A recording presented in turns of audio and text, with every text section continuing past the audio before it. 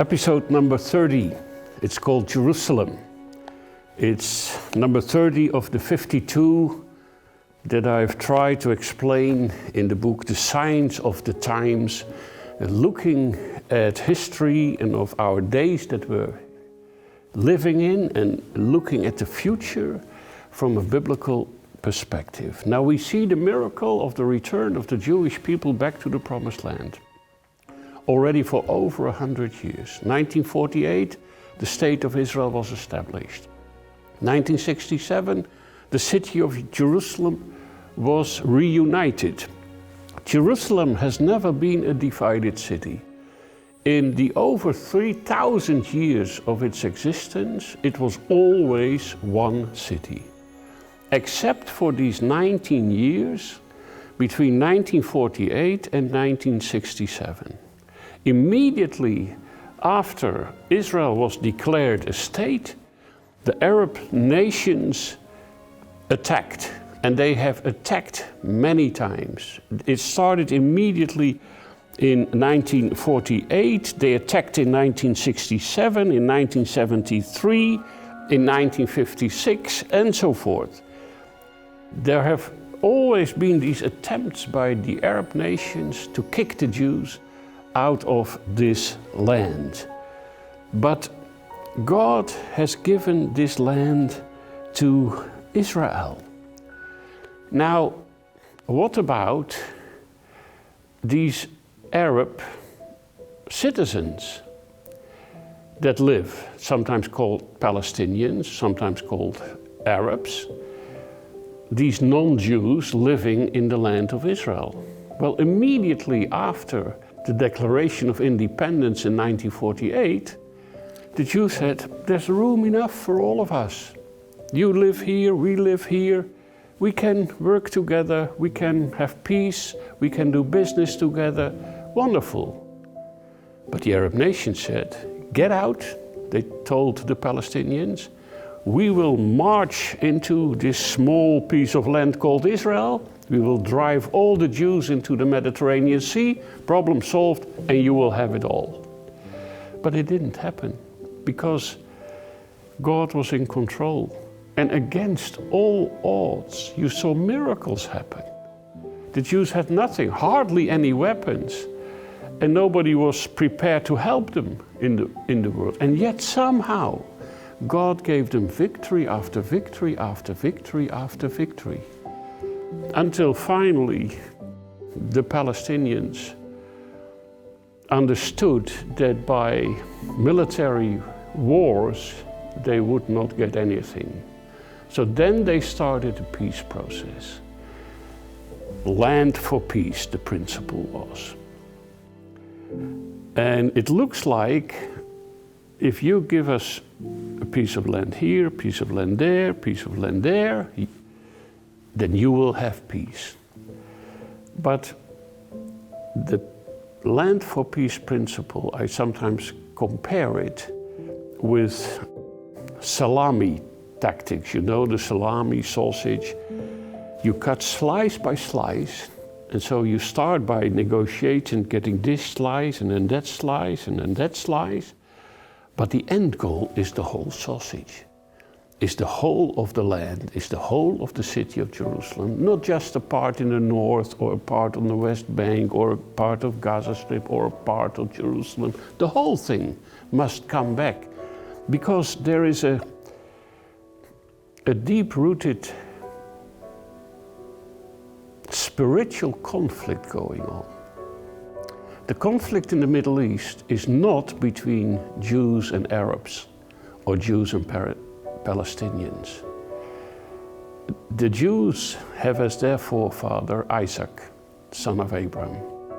The Arabs have as their forefather Ishmael. another son of Abraham. Different mothers, but the same father, Abraham. So they are even related in a sense, kind of nephews. The Bible calls Ishmael the son of the flesh, and Isaac the son of the promise. Now, God gave Ishmael blessings, and he gave Isaac the covenant. Sometimes Jews said, I wish it were the other way around, that he gave us the blessings and them the covenant. Because when you are in that relationship with God, it's unbearable. The whole world will hate you for it, because you're God's people. And so you will suffer. Yes, we have the covenant. Yes, we are the chosen people. But the chosen one suffers in the Bible. There's no nation like Israel that has suffered, no people like the Jewish people that have suffered so much right from the beginning because of their connection to the name of God. Ishmael got the blessing, and God kept his word. There are almost 300 million Arabs living in 22, 23 nations in a vast amount of land in the Middle East. And God promised them that they would be very powerful, and they are very powerful because of their oil. They can rule the world almost because of their oil. They can choke our economies when they stop pumping oil. So God kept his promise. Blessing for Ishmael, covenant for Isaac, for the Jewish people.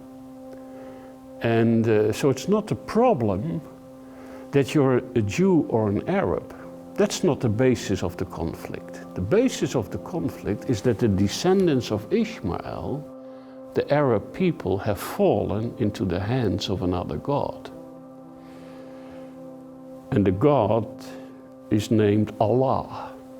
Allah is not the God of the Bible. He's not the God of Abraham, Isaac, and Jacob. He's another God who deep down hates Jews as well as Christians. So that's the heart of the problem. And in Muslim thinking, it is impossible that land that was once under Allah, that in the last 2,000 years, and the Turkish Empire and the Ottoman Empire, it is called, and the Umayyads and the Mamelukes.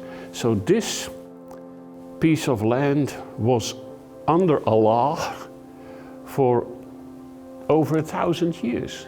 And they considered Jerusalem to be the third holy city of Islam. It's impossible in Muslim thinking that that will ever return under religions that are considered to be stations passed by, like Judaism or Christianity. No, we are the ultimate religion, Islam teaches. We replace you both.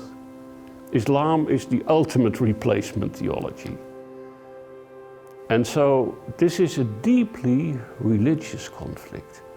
And deep down, a Muslim can never accept whatever peace deal is offered.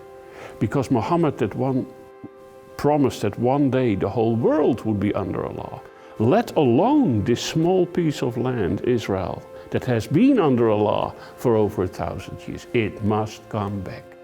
By war, by peace negotiations, whatever, but the whole land must come back under Allah. And then there will be peace, they say, for Jews and Christians under the umbrella of Allah.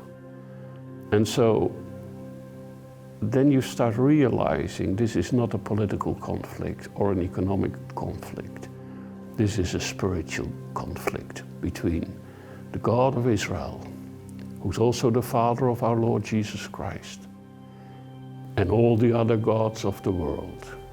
But he is in control, and one day Jesus will come in glory, and he will bring the peace for the whole of the Middle East and for the whole of the world, for that matter.